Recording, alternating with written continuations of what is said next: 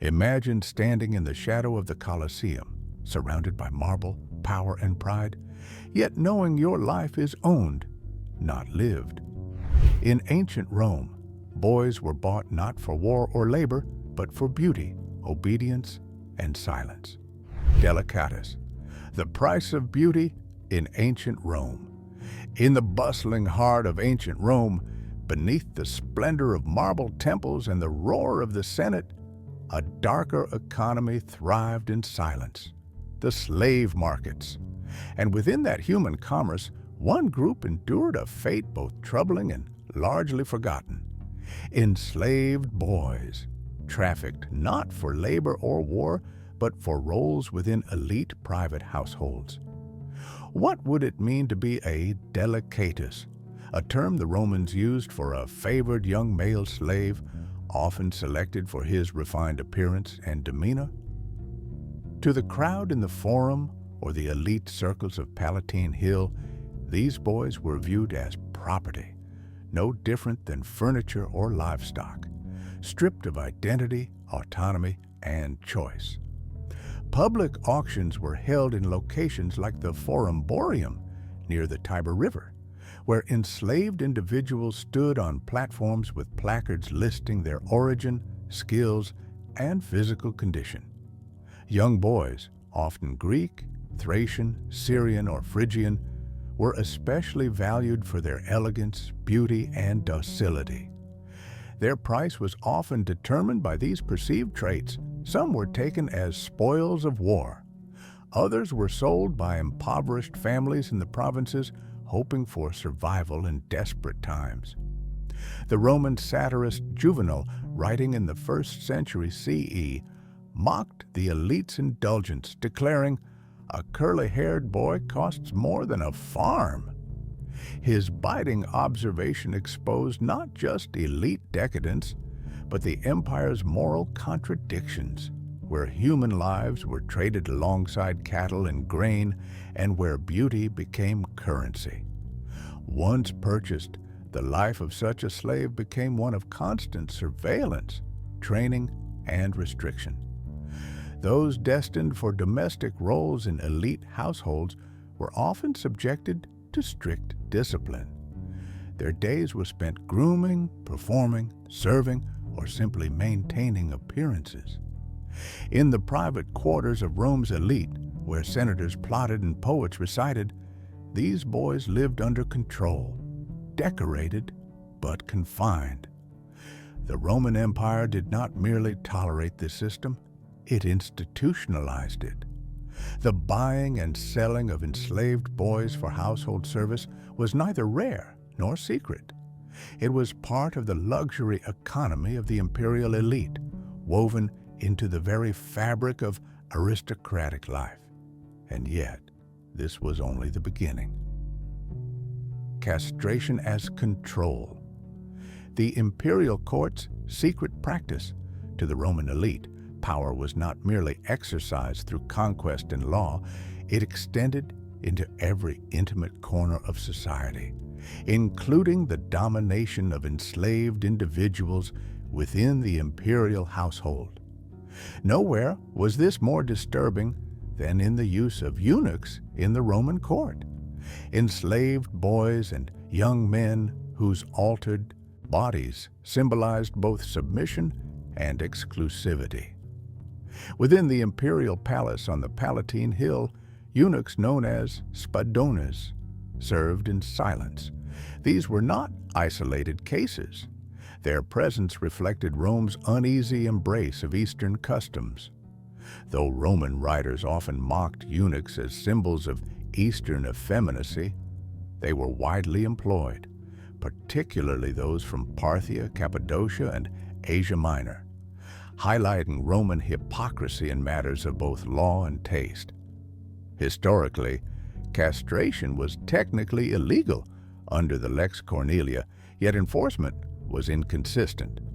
Elite households operated above reproach. Roman medical texts avoided detailed discussion of the procedure, but later sources describe methods that were excruciating and often fatal.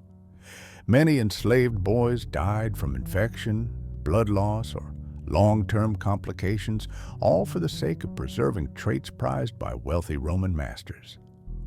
Castration served multiple purposes. It eliminated threats to lineage, increased dependency, and ensured the enslaved could not rise in society.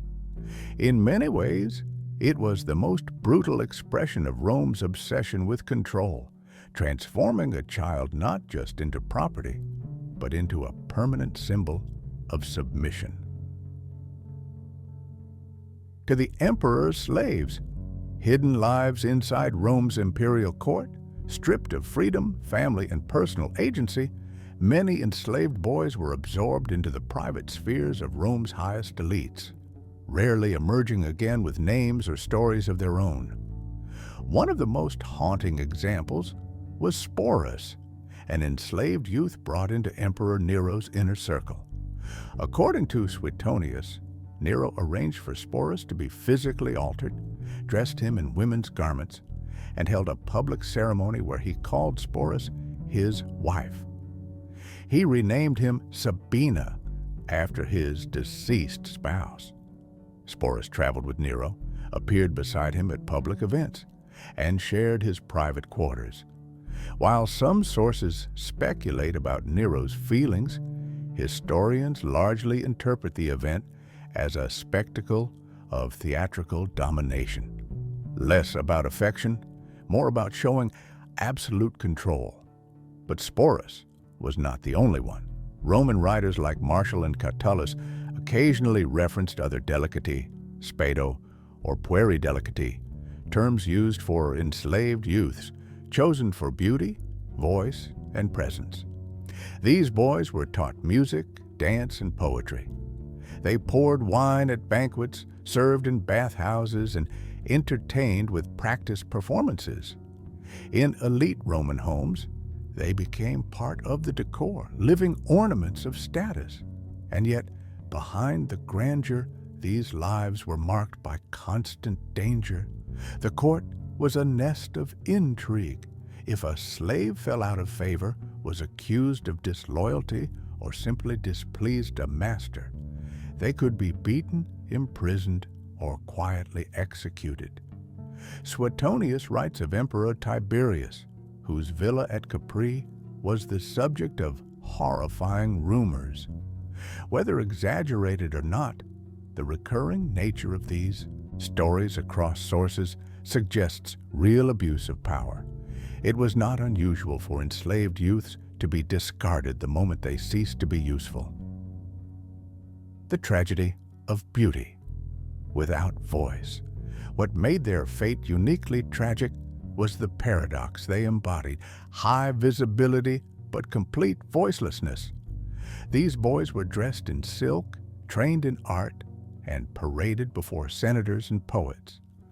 But they were never free. Their elegance masked their pain. Their obedience was mistaken for privilege. To be an enslaved boy in Rome was to live in the emperor's shadow, praised for refinement, denied humanity. They were admired, utilized, and erased. Rome's commerce in enslaved boys reveals an empire that could weave cruelty into ceremony and call it culture, where rituals of domination wore the mask of elegance, where youth and beauty became tools of political power.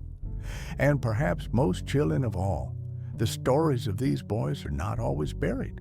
They're hidden in plain sight, between the lines of satirical poems and dusty legal codes. If we listen closely, we hear not just their suffering, but a warning, because the greatest empires fall not just from external enemies, but from the rot that grows beneath their marble facades.